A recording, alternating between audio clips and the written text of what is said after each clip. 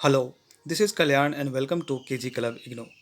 हम लोग EHI 5 को देख रहे हैं, जिसका कोर्स टाइटल है India from mid 18th to mid 19th century.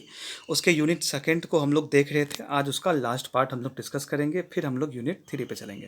तो इसमें हम लोग देख रहे थे बंगाल और अवध को, ठीक है।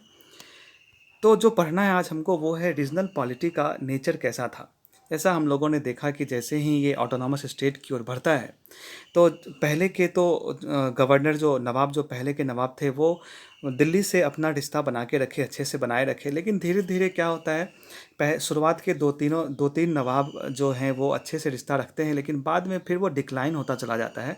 मतलब सुपेरियरिटी जो दिल्ली का था, मतलब मुग़ल एम्पायर का था, वो अपने रीजनल स्टेट, चाहे वो अवध हो चाहे वो बंगाल हो, यहाँ पे वो छूटने लगता है। अब जो संप्रभुत्व था किसका, दिल्ली एम्पायर का, मुग़ल एम्पायर का, वो अब घटने लगा था। तो रीजनल पॉलिटी के आने से क्या हुआ, तो दिल्ली का सबसे पहला पॉइंट आप ये लिखेंगे कि मुग़ल सॉवरेनिटी जो था, मुग़ल का जो संप्रभुत्वता था वो डिक्लाइन होने लगा। दूसरी बात, जब ये डिक्लाइन होता है तो रीजनल पॉलिटिक्स में इन्वॉल्वमेंट हो जाता है किसका, ज़मींदार का, मर्चेंट का और मनी लेंडर का। ये सब वहाँ के बड़े बड़े घराने होते थे। क्योंकि क्योंकि देखिए, जब जब मुग़ल का शासन बंगाल और अवध में चल रहा था, या किसी भी रीजनल एरिया में मुग़ल का शासन चल रहा था, तो वहाँ पे भी मुग़ल के लिए ये सारे ज़मींदार, मर्चेंट और मनी लेंडर काम करते थे। लेकिन ये लोग सिर्फ रेवेन्यू वाला काम करते थे, वो भी एक पर्टिकुलर एरिया में रह के। इनको दिल्ली के पॉलिटिक्स से, एम्पायर के दरबार के पॉलिटिक्स से कुछ लेना देना नहीं था। लेकिन जब रीजनल स्टेट बनता है, ऑटोनॉमस स्टेट बनता है, तो ये लोग क्या करते हैं, अब रीजनल पॉलिटी में भी इन्वॉल्व होना शुरू हो जाते हैं। मतलब जो नवाब का जो क्षेत्र होता था, जिसमें पॉलिटिक्स वो देखते थे, एडमिनिस्ट्रेशन को देखते थे, उसमें अब जमींदार, मर्चेंट और मनी लेंडर्स जो हैं वो घुसना शुरू कर देते हैं, और इन लोगों का हाथ अब पॉलिटिक्स में भी घुसने लगता है, और वह एडमिनिस्ट्रेशन में भी अपना योगदान देना शुरू कर देते हैं।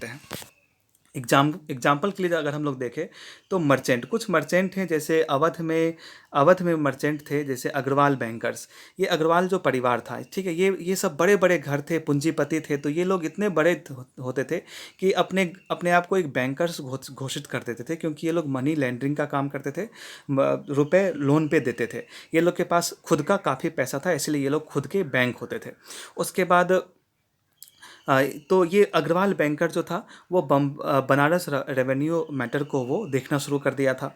बंगाल में अगर चलते हैं तो वही जगत सेठ भी उतना ही पावरफुल था, खुद का ये भी एक बैंकर की तरह था बंगाल में। तो इसका रेवेन्यू स्टेट के रेवेन्यू में अच्छा खासा योगदान होता था, जिससे वहाँ के पॉलिटिक्स को वो चलाना शुरू कर देता है। जैसे अभी भी अगर हम देखते हैं, जैसे इंडिया अगर चल रहा है, तो ढेर सारे पॉलिटिकल पार्टी में किसका योगदान रहता है, तो बड़े बड़े बिजनेसमैन का हाथ होता है, क्योंकि ये लोग रुपए ट्रांसफ़र करते हैं, चुनाव के लिए, खर्च के लिए रुपए देते हैं, तो ये लोग का पावर थोड़ा ज़्यादा हो जाता है। उस वक्त भी यही हुआ था, ये सब मर्चेंट जो हैं वो रीजनल पॉलिटी में अपने आप को ज़्यादा इन्वॉल्व कर लिए थे। अब ये मर्चेंट तो बड़े बड़े थे, लेकिन ज़मींदार जो थे, लोकल ज़मींदार, वो छोटे थे। लेकिन ज़मींदार भी अब एडमिनिस्ट्रेशन में घुसना शुरू कर देता है। तो छोटे रूरल एरिया में ये लोग क्या करता है, तो लॉ को मेंटेन करता है खुद से, और रेवेन्यू को जो है मेंटेन करना शुरू कर देता है। उसके बाद मार्केट पे और ट्रेड पे, अपने एरिया के मार्केट और ट्रेड पे टैक्स लगाना शुरू कर देता है। ये ज़मींदार का काम होता गया। तो मर्चेंट हो, फिर ज़मींदार हो, ये सब जो है रीजनल पॉलिटी में एक बहुत बड़े ओहदे पे काम करना शुरू कर दिया था।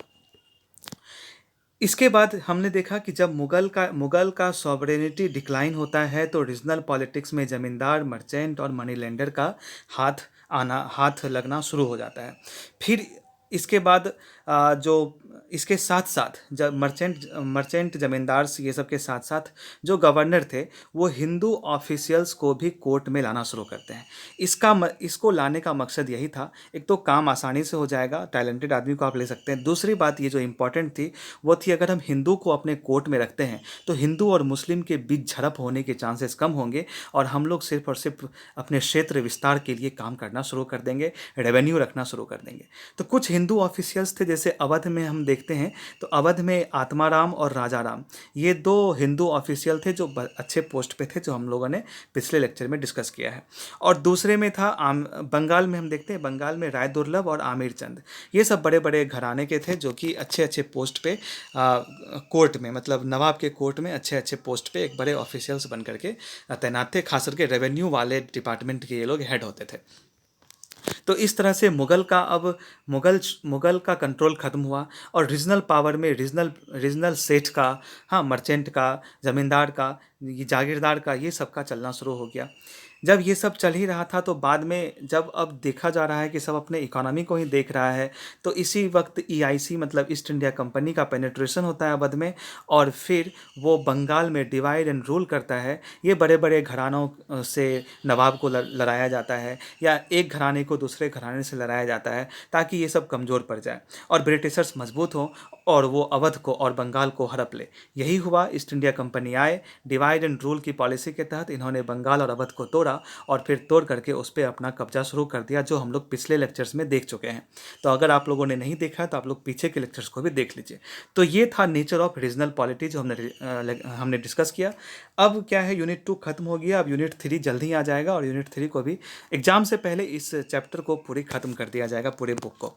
तो तब तक अपना ख्याल रखिए, धन्यवाद।